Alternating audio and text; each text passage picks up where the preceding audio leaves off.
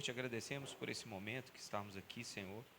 Sabemos que é pouco diante da grandeza da Tua palavra, Senhor, mas nos ajuda, Senhor, nesses minutos que vamos ficar aqui diante de Ti, da Tua palavra, que o nosso coração possa absorver, que essa palavra possa penetrar no mais profundo da nossa alma e que a gente venha a compreender, entender e viver tudo aquilo que o Senhor quer para a nossa vida. Em nome de Jesus, amém. Amém, igreja. Falando nessa série sobre o livro de Levíticos, a gente começou semana passada, a gente fez bem panorâmico mesmo, porque é uma leitura muito difícil e pelo tempo que a gente tem, é mais proveitoso a gente falar sobre ele e ler menos. Na verdade, a ideia é despertar a curiosidade para que a gente possa ler em casa, ou seja, depois da SEB a gente ganhar como se Deus estivesse dando um óculos para a gente colocar ele, ler o livro com o óculos certo, para a gente poder entender. E esse livro fala, esse terceiro livro escrito por Moisés, na Bíblia, fala o centro, o tema dele é a presença de Deus. É uma vez que Deus agora estabelece um tabernáculo para ser construído, Deus agora explica as suas medidas, todas as suas métricas para esse tabernáculo, e Deus agora decide viver no meio desse povo, depois que eles saem do Egito. E agora Deus, o livro de Levíticos é estabelecer leis para esse relacionamento com Deus diante desse tabernáculo. Ou seja, Deus desce e fala assim: eu vou habitar no meio de vocês através do tabernáculo. Só que para a gente poder habitar, eu preciso estabelecer algumas leis. Deus diz para Moisés: é preciso, pede com sua mãe lá. Eu preciso estabelecer algumas leis. E essas leis, por que essas leis? Porque agora é um Deus santo, santíssimo e precisa se relacionar com pessoas pecadoras. E agora essa lei é para fazer isso. É para que as pessoas tenham condições de se achegar a esse Deus. Então o livro de Levíticos é todo baseado em cima disso, de normas, rituais e regulamentos. Ele fala de 7 tipos de sacrifícios, ele fala das festas, estou só relembrando o que a gente falou ontem, na semana passada.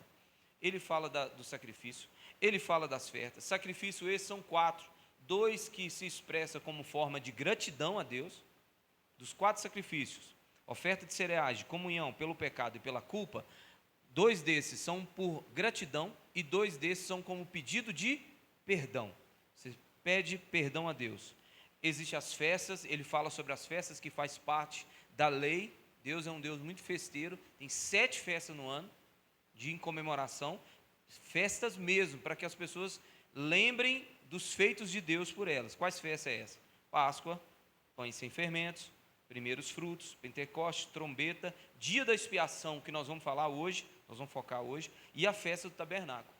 Lembrando uma passagem aqui dessa festa do tabernáculo, quando Moisés e Elias se apresentam ali junto com Jesus, diante dos apóstolos ali, Pedro, Tiago e João, e ali Pedro, em meio, sem saber o que fala, Pedro vira para Jesus e fala assim: Jesus, o Senhor quer que eu construa 3 tendas? Uma para o Senhor, uma para Moisés e uma para Elias? É porque ali estava na festa dos tabernáculos, naquele período que aconteceu a transfiguração, estava na festa dos tabernáculos, e é uma festa onde se constrói tendas para que as pessoas lembrem da peregrinação deles durante o deserto, que eles viviam em moradias temporárias até Deus entregar a sua terra prometida. Então as festas eram todas nesse sentido, para que as pessoas pudessem lembrar dos feitos que Deus fez por eles. Os pães sem fermentos era a saída às pressas do Egito, não dava tempo de esperar o pão crescer, digamos assim. Então os pães sem fermento, onde as pessoas saiu do Egito meio que às pressas. E por aí vai. Fala também sobre o sacerdote. O livro de Levítico dá uma ênfase muito grande no sacerdócio de Cristo, no sacerdote. É esse grupo chamado para ser sacerdotes a partir de Arão. Era um povo que era chamado a mais alta responsabilidade e um mais alto de nível de purificação, de consagração, de dedicação ao Senhor. Fala também de pureza moral.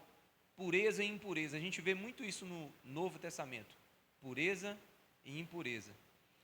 Pureza era um estado que a pessoa ficava na época, onde a pessoa não poderia se achegar próximo de Deus. Nessa época, esse estado de pureza ou impureza, ele se resolvia com um sacrifício para a sua pureza, ou tinha que esperar um período de algumas semanas. Por exemplo, um homem que tinha suspeita de lepra, ou ele tinha tocado em alguém que estava com lepra, ele se tornava uma pessoa impura, ele era retirado do arraiado do acampamento, ficava por lá de fora, porque ele estava impuro, e ele precisava de esperar um tempo para ele poder voltar. Outra coisa que tornaria o homem impuro na sua época era comida, comer algum animal que era proibido, o porco, que é muito conhecido. Ao comer aquela carne, ele se tornava impuro. Jesus muda isso um pouco no Novo Testamento, quando Jesus diz que o que contamina o homem, ou seja, o que torna o homem puro e impuro, não é o que ele come, mas é o que sai da boca dele. Naquela hora, o próprio Evangelho diz que naquela hora Jesus estava validando todas as comidas. Não tinha mais negócio de qual comida era permitido, não era. Jesus falou que tornava o homem impuro era o que saía da boca dele. E tinha também a pureza moral, que a pureza moral, ela girava em torno de a mais alta honestidade que Deus gostaria que Israel fosse, o mais alto nível de integridade sexual e o cuidado com os necessitados, principalmente com os estrangeiros e com os pobres que viviam ali. Pois bem, esse é o panorama do panorama. Mas o livro de Levítico, ele tem um ápice. Ele tem assim, tudo culmina nesse dia do Yom Kippur. Levíticos 16. O livro vai tratar no capítulo 16, que é o dia da expiação. Ou seja, se nós tínhamos rituais de purificação, de perdão de pecado, de agradecimento todos os anos, ainda assim, segundo Hebreus 9:7, se você quiser abrir, você pode abrir. Hebreus 9:7.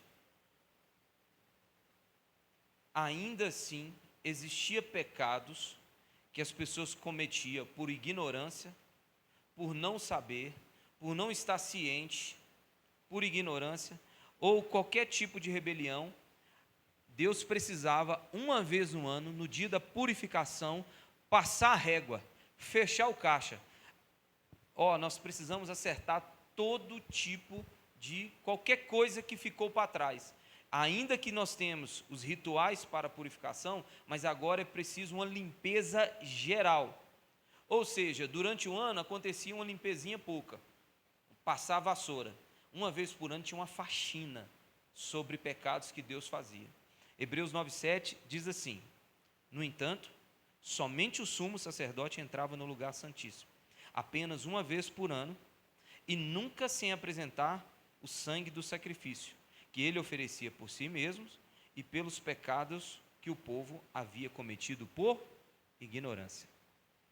Esse dia do capítulo 16, dia da expiação, dia do Yom Kippur, é esse dia, o dia que o sumo sacerdote, não um sacerdote qualquer, o sumo sacerdote entrava no lugar santíssimo, só uma vez no ano que ele poderia entrar neste lugar, e uma vez por ano ele fazia a expiação, cobria o pecado seu mesmo, o seu pecado próprio. Primeiro ele pedia perdão pelos seus pecados e os pecados da sua família, depois de ele pedir perdão pelos seus pecados, ele tinha condição de entrar nesse lugar santíssimo, onde estava a arca da aliança, o altar de ouro e a arca da aliança, para ele poder fazer propiciação, expiação do pecado de toda a nação. Era um lugar muito, mas muito, muito reservado, onde só uma vez o sumo sacerdote entrava. E o livro de Levítico, no capítulo 16, vai falar de todo esse ritual de purificação. E o livro de Levítico aborda muito os elementos do templo, o candelabro, a mesa de bronze, todos os materiais que eram feitos, e para que a gente possa, que sirva só de alerta quando a gente lê o livro de Levíticos, que a ideia do judaísmo hoje no cristianismo, na igreja cristã nos dias de hoje.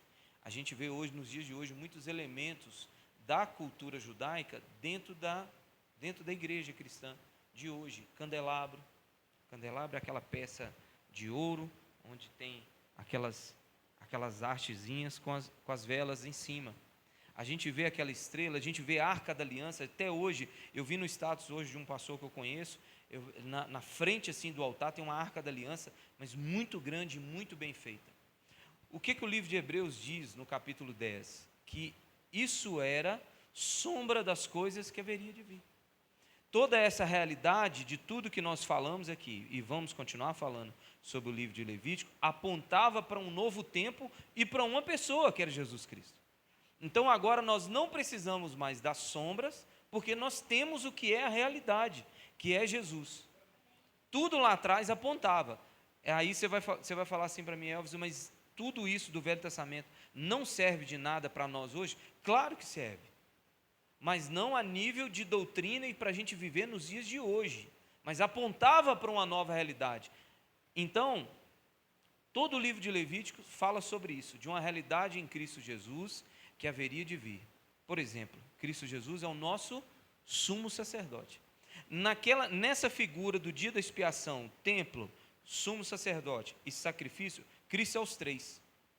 Ele é o sacrifício, ele é o templo. João diz que habitou entre nós e veio cheio de graça e verdade. É o tabernáculo de Deus entre nós. É Jesus agora. Jesus, ele é a presença de Deus entre nós. O tabernáculo representava a presença de Deus. Sumo sacerdote, Arão. Jesus é um sumo sacerdote, segundo a ordem não levítica, mas segundo a ordem de Melquisedeque, uma ordem superior, mas ele é o nosso sumo sacerdote. O sacrifício, os bodes expiatórios que se usavam no dia da expiação, apontava para Cristo Jesus. Então, apesar de todo o sacrifício feito durante o ano pelos membros da congregação de Israel e pelos próprios sacerdotes, ainda ficava pecados que exigiam expiação para que houvesse um relacionamento adequado entre Deus e o seu povo. Ou seja, mais uma vez, para a gente ficar bem claro que esse é o ponto principal do livro de Levítico, que é o capítulo 16, onde a expiação da nação, onde o povo se alegrava. O dia de Yom Kippur, até hoje em Israel, celebra o dia da purificação, o dia da expiação. É uma festa muito grande, onde se entende que, tipo assim, cara, agora eu tenho mais um ano com Deus. Era esse sentimento que o povo tinha na época, e o judeu tem até hoje. O judeu que não se converteu, que não aceitou Cristo, ele entende que uma vez o sacrifício feito, ele fala assim, não, agora, festa do Yom Kippur, pronto, agora eu tenho um ano, Deus me aceita, Deus me perdoou, agora só daqui a um ano. Então era um momento muito especial, que começava com um pesar muito grande. Deus pedia para que o povo de Israel, nesse sábado, era feito num sábado, e era um sábado especial, era um sábado diferente, e esse sábado Deus falava com o pessoal, com Israel, humilhe-se diante de mim. Ou seja, Deus convidava o povo na época para um jejum e uma reflexão dos seus pecados, de tudo que eles tinham feito de errado.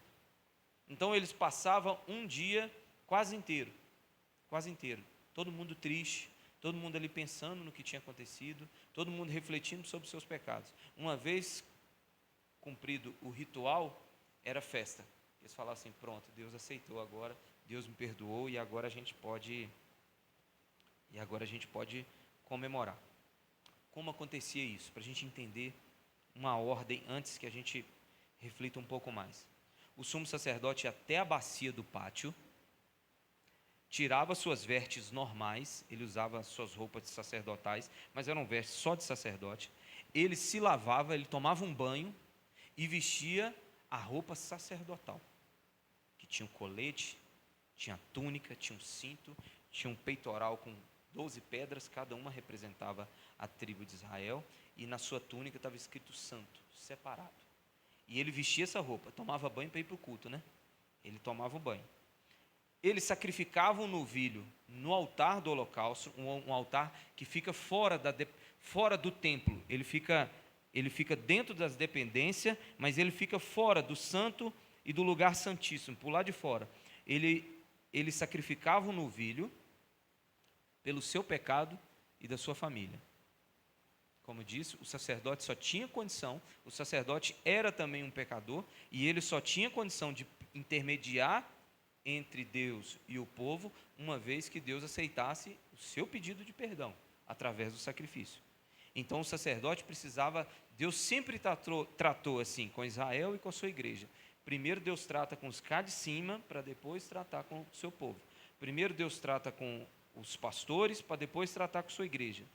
A cobrança vem de cima para baixo, e não de baixo para cima. O primeiro que toma,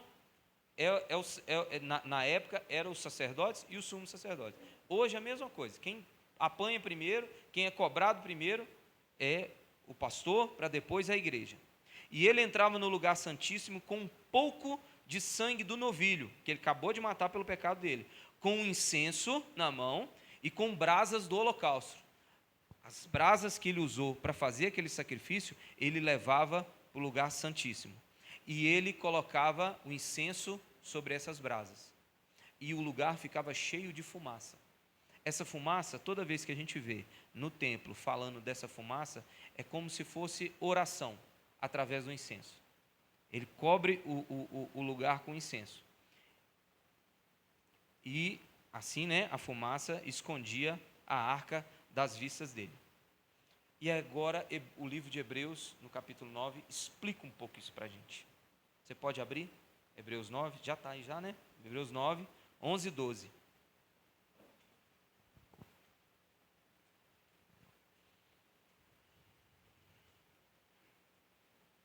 O autor de Hebreus dedica muito a esse paralelo da antiga aliança com a nova, porque o tema central da carta aos Hebreus era um povo que estava se convertendo, que tinha se convertido ao cristianismo, e agora ele estava voltando às velhas culturas judaicas. E agora o autor de Hebreus vai fazer esse paralelo entre o antigo e o novo. Então ele explica muita coisa para a gente. Para a gente poder entender essa cena do sumo sacerdote entrando no lugar santíssimo, quando o autor de Hebreus fala, no 11 e 12, diz assim: quando Cristo veio como sumo sacerdote dos benefícios agora presentes, ele adentrou o maior e mais perfeito tabernáculo, não feito por homens, isto é, não pertence a essa criação, não por meio de sangue e de bodes e novilhos, mas pelo seu próprio sangue ele entrou no lugar santíssimo, de uma vez por todas, e obteve eterna redenção. Então essa cena do sumo sacerdote entrando no lugar santíssimo apontava para a realidade de Cristo. Porque o que era o tabernáculo? Era o céu. O tabernáculo era uma representação do céu. Então quando o sumo sacerdote entra para a expiação de pecado, para pedir perdão pelos pecados, o autor interpreta essa cena como Cristo entrando no céu, agora intercedendo agora pelos meus e os seus pecados. E o sacrifício, quem é agora o sacrifício na história? Ele mesmo. Ele, como sumo sacerdote, adentra ao céu, e ele, como sacrifício, com o seu próprio sangue, ele faz expiação pelo seu pecado, pelo pecado do povo. Então toda essa cena descrita na Torá, descrita na lei, no Velho Testamento, apontava para uma realidade. E foi essa realidade, a dificuldade que as pessoas tiveram de entender quando Jesus entrou aqui, quando Jesus veio aqui, quando Jesus andou entre nós. Isso era uma realidade que as pessoas não entendiam na época e que ao longo do tempo a gente foi compreendendo através da pregação dos apóstolos. Então Jesus, agora o sacrifício perfeito, entra num tabernáculo, não feito por mãos humanas, mas um tabernáculo celestial, que não pertence a essa criação. Então o dia da expiação era necessário ser uma vez por ano, como já disse. Todo ano tinha o dia da expiação, dia de Yom Kippur. Mas Cristo Jesus agora, ele faz esse sacrifício agora uma vez por todas e eternamente. Eternamente. O texto que nós lemos diz assim: de uma vez por todas, e obteve eterna redenção. O que o autor de Hebreus faz a comparação aqui? Com um sacrifício que era imperfeito. Por isso que tinha que ser sido, por isso que tinha que ter uma vez por ano, porque era imperfeito. Então assim, você imagina se nós tivéssemos de ser salvos todo ano. Todo ano nós chegar diante do Senhor, Senhor, Jesus, me salva aí. Mas antigamente precisava na antiga aliança, precisava desse ritual uma vez por ano, porque era feito por homens. Homens imperfeitos, uma lei que não produzia salvação, mas só apontava para o pecado do homem e mostrava que ele precisava de algo superior. Então, toda vez por ano, ano após anos, década após décadas, séculos após séculos, milênios após milênios, foi repetido esse ritual, que apontava para uma realidade de um cordeiro que tira o pecado do mundo. Porque os bodes, os novilhos daquela época só cobriam o pecado das pessoas, faziam expiação. Era imperfeito, precisava repetir no outro ano por causa da sua imperfeição. Agora, quando João Batista vê Cristo Jesus vindo no Jordão, o que ele disse? Esse é o Cordeiro de Deus, esse é o sacrifício, esse é o Cordeiro. Lembra daqueles cordeiros que vocês viam sendo mortos no tabernáculo? Pronto, está vindo ali, que não vai cobrir os pecados e não vai passar só um band-aid. Ele tira o pecado do mundo. Entendeu? Ele tira o pecado do mundo. Era isso. Seguindo a sequência, ele entrava no lugar santíssimo, com incenso, com as brasas, enchia de fumaça. Ali ele aspergia um pouco do sangue do novilho sobre o propiciatório, sobre a tampa da arca da aliança. Existe a arca da aliança e a sua tampa é chamada de propiciatório. E ele aspergia o sangue ali com o dedo, pegava um pouco do sangue e jogava em cima daquela tampa. Próximo passo, ele saía do tabernáculo e lançava sorte sobre os 2 bodes, ou seja, ele já tinha cumprido o seu ritual sobre o seu pecado. Agora ele ia lá fora, tinha 2 bodes agora.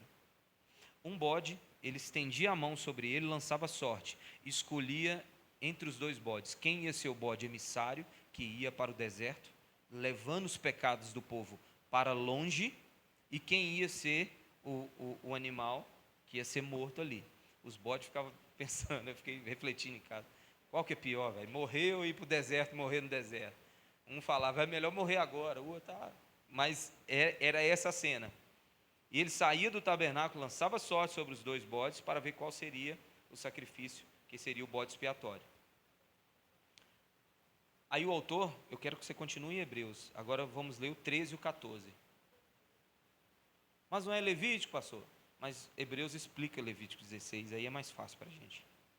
Ora, se o sangue de bodes e touros e as cinzas de um novilho, espalhadas sobre os que estão cerimonialmente impuros, os santificam, de forma que se tornam exteriormente puros. Quanto mais, presta atenção que do 13 ao 14 é uma comparação, o 13 está falando da antiga, o 14 está falando da nova aliança. Agora no 14, quanto mais o sangue de Cristo, que pelo Espírito Santo eterno se ofereceu de forma imaculada a Deus, purificará a nossa consciência de atos que levam à morte, para que sirvamos ao Deus vivo. Ou seja, a cerimônia que nós estamos descrevendo do Antigo Testamento tornava o homem puro exteriormente. Agora o sangue de Jesus Cristo, ou seja, o sangue de touro e bodes não tinha muito efeito. Era algo muito superficial. Agora o sangue de Cristo, através do seu Espírito Santo, ele purifica a nossa consciência de atos, ou seja, ele muda por dentro, não muda mais por fora. Então, pegava no altar do holocausto, o sumo sacerdote matava o bode para a oferta pelo pecado do povo. E pela segunda vez ele entrava no lugar santíssimo, dessa vez para aspergir o sangue do bode da arca da aliança. É complexo, irmão. Mata o novilho aqui fora, leva incenso e brasa lá para dentro, asperge o sangue, pede perdão pelos seus pecados, volta aqui fora, escolhe os 2 bodes, mata um bode para o Senhor, volta lá para dentro de novo. O Senhor, Deus é um Deus muito organizado. Deus é um Deus assim, você fala assim, mas tudo isso pelo pecado? Tudo isso pelo pecado. Tudo isso pelo pecado. A gente vê se Deus ele leva o pecado a sério ou não, quando a gente vê o que ele fez com Jesus na cruz. Isaías usou a expressão moê-lo. Ele foi transpassado, moído pelas nossas iniquidades. Então Deus é um Deus que leva muito a sério essa história. Então é muito ritual, é muito detalhista para que as pessoas lembrem, para que fique realmente um memorial. Ele volta ao lugar santo e asperge o sangue do bode ali, do primeiro bode. Ele saía para o altar do holocausto, ia lá para fora de novo, asperge o sangue do bode e do touro sobre ele, sobre o altar, para consagrar da impureza de Israel. Enquanto estava no pátio, ele impõe as duas mãos sobre o segundo bode, simbolizando assim a transferência de pecado de Israel, e envia para o deserto. É como se Deus estivesse falando: eu vou mandar os pecados para longe da minha presença. É isso. Um paga a dívida, um é com o simbolismo de pagamento da dívida, e o outro para levar os pecados para longe dali, para longe da presença de Deus. Esses pecados é levado para o deserto, e esse bode ficava para morrer lá no deserto. Ele saía para o altar do holocausto, que fica lá de fora do templo, e asperge o sangue do bode, do touro ali, para consagrar as impurezas dos israelitas. Um homem era escolhido para levar o bode embora, por ter feito isso. Olha para você ver. Eles escolhiam dentre eles, o texto não fala se é um dos sacerdotes, provavelmente é da tribo de Levi, algum dos sacerdotes, e esse homem é escolhido para levar. Agora o bode não vai sozinho, né, gente? O bode vai bode, ele vai bode. Era uma pessoa, pegava e levava esse bode. Quando essa pessoa levava esse bode para lá, quando ela voltava fora do acampamento, antes de entrar no templo, ou seja, antes de voltar para a presença de Deus, você teve contato com esse bode que simbolizava os pecados. Agora você tem que se lavar, você tem que se tomar um banho e trocar as roupas para poder depois entrar. E para acabar de aumentar ainda, de tornar mais complexo, ainda tinha mais 2 sacrifícios ainda.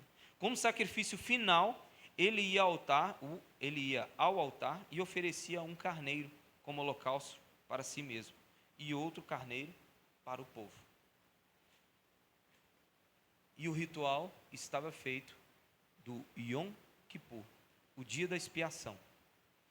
Então, quando a gente entende que o sacrifício do dia da expiação, do dia da purificação, aponta para Cristo Jesus, agora faz sentido para a gente. Chegando próximo agora, a gente está fazendo um teatro que mostra o sacrifício de Cristo na cruz. Agora a gente começa a entender a realidade do povo de Israel, quando a gente vê todos esses rituais. Deus não era um Deus que fez isso aleatoriamente. Ele falou assim: nossa, seria legal, né, se a gente pudesse matar um animal. Por que matar um animal? É um inocente morrendo. O que o animal simbolizava? Um inocente morrendo pelo culpado. O que aqueles bodes tinham de culpado, gente? Que eles tinham que morrer. Cada animal daquele que não fez nada, por que eles tinham que morrer? Mas é Deus já mostrando que um inocente morreria pelos culpados. Um justo morreria por injusto. Quem não cometeu nada morreria por aqueles que teria cometido. A conclusão de todo dia era a remoção do sacrifício pela oferta, pelos pecados, para um local onde eram queimados, e ali o homem realizava um ritual, tomava banho e lavava suas roupas antes de se juntar ao povo. Li o negócio errado, é o mesmo que eu falei antes. Então a ideia era que essa realidade apontasse para Cristo Jesus, e quando essa realidade viesse, a gente pudesse entender quão complexo e quão nocivo é o pecado na vida do homem. Você pode abrir em Hebreus de novo? Hebreus 9.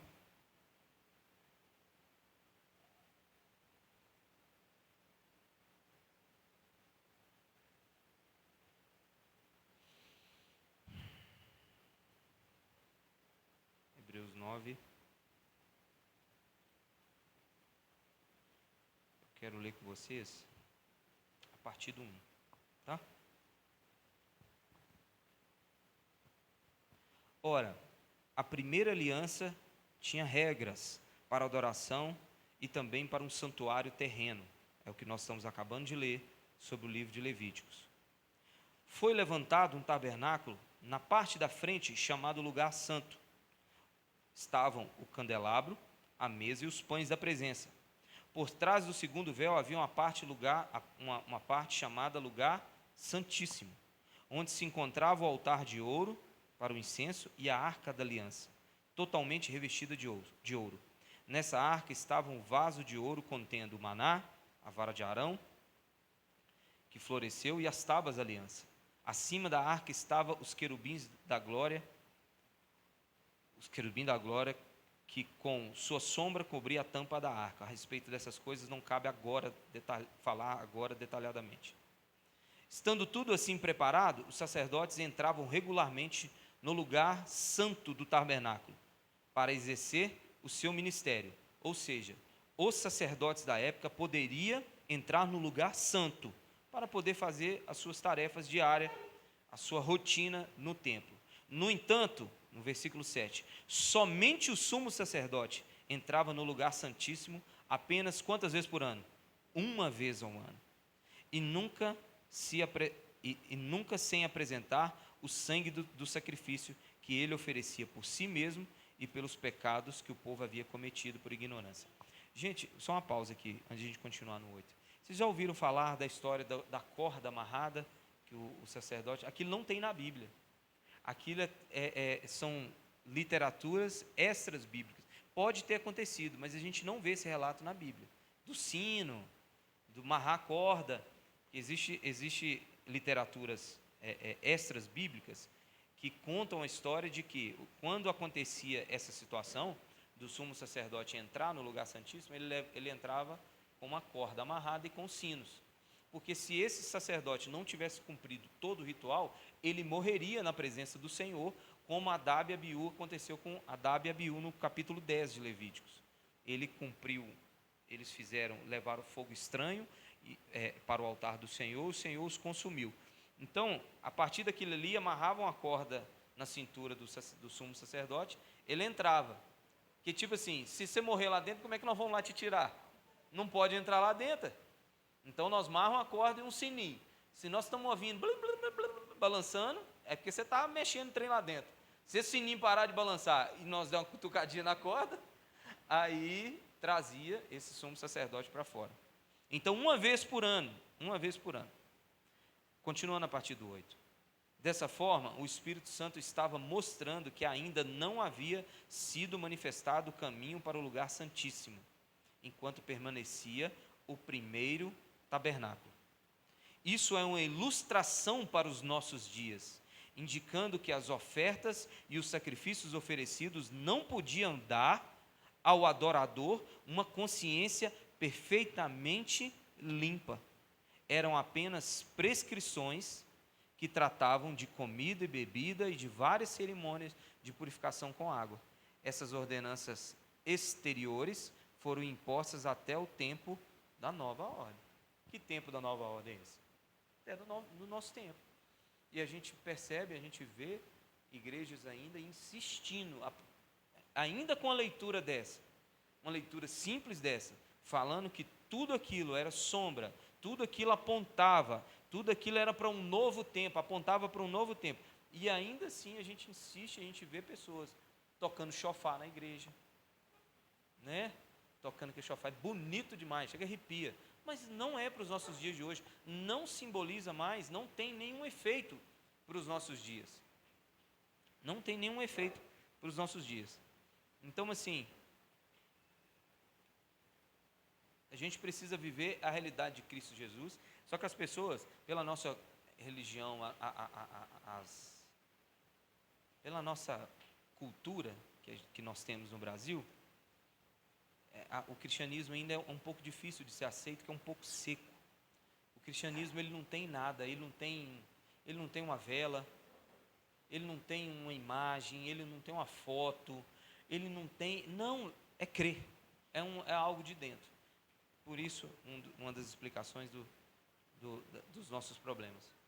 Vamos continuar a leitura a partir do 11? Quando Cristo veio como sumo sacerdote dos benefícios agora presentes, ele adentrou o maior e mais perfeito tabernáculo, não feito pelo homem, isto é, não pertence a essa criação.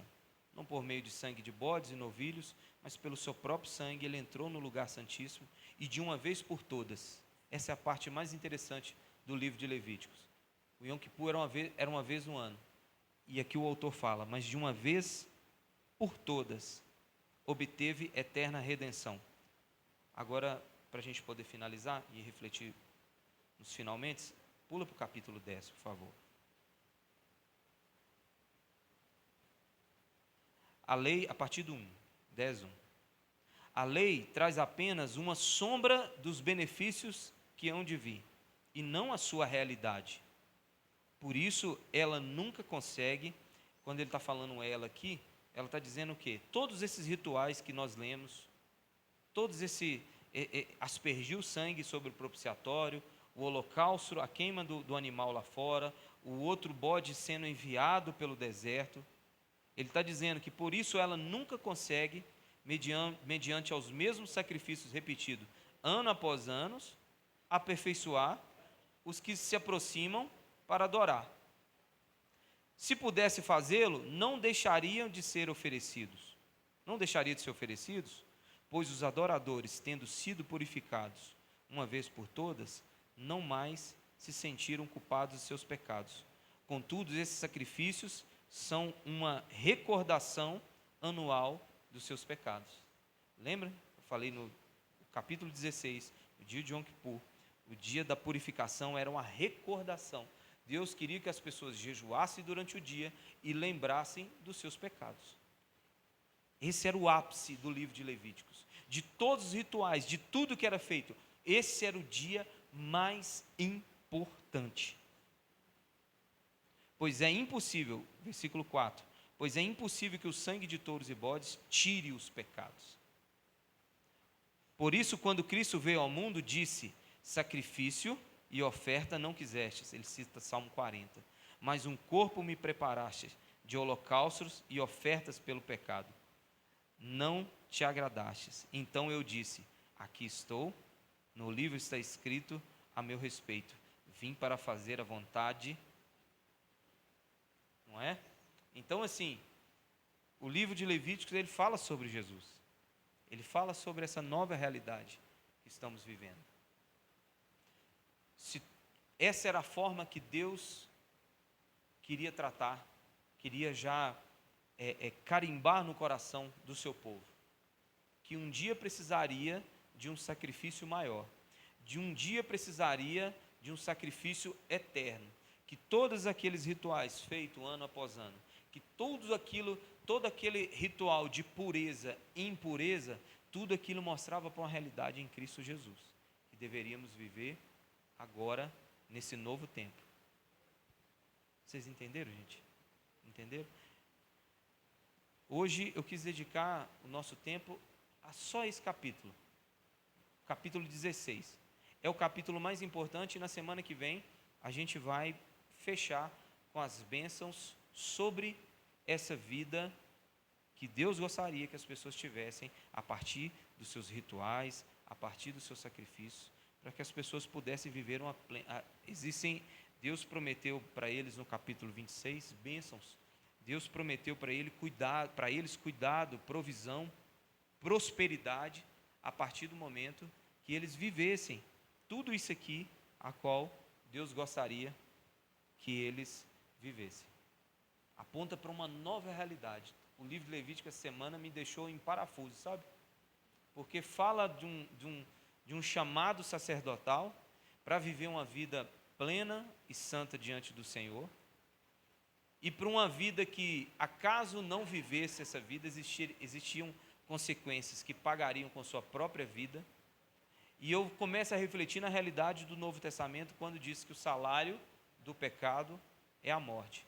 Então, ou seja, a gente começa a entender que, apesar dos rituais nós já não vivermos mais, mas a essência está valendo para os dias de hoje, que é essa santidade diante de Deus, é esse chamado de Deus para sermos santos e separados e diferentes. Então, assim, nós não precisamos mais do sacrifício, mas nós precisamos ser puros, nós precisamos de ser perdoados, E nós precisamos adorar a Deus da forma certa. Se esses rituais só faziam uma purificação externa, agora Cristo muda por dentro, internamente. Então, semana que vem, a gente vai poder entender qual é o paralelo desses benefícios, aspas, benefícios que o povo vivia ao seguir essas leis no Velho Testamento, e entender se isso se aplica para nós nos dias de hoje, não é? Se isso parece que estamos lidando com Deus extremamente rigoroso no Novo Testamento, e parece que no Novo Testamento não é tão rigoroso, e a gente vai perceber que é um pouco diferente. A essência do que se era apresentado no Velho ainda é para ser vivido no Novo ainda. Amém? Vamos orar, meu povo? Amém, Jesus. Pai, em nome de Jesus, obrigado por esse dia, obrigado pela Tua palavra, Senhor, obrigado por esse momento, Deus. Nos ajude a entender, Senhor, qual é a Tua vontade a partir do livro de Levítico, Senhor. Nos ajude a poder compreender o que está entre linhas aqui, qual é a Tua vontade para o Senhor nesse tempo, Senhor, para as nossas vidas. Em nome de Jesus, amém. Amém, amém.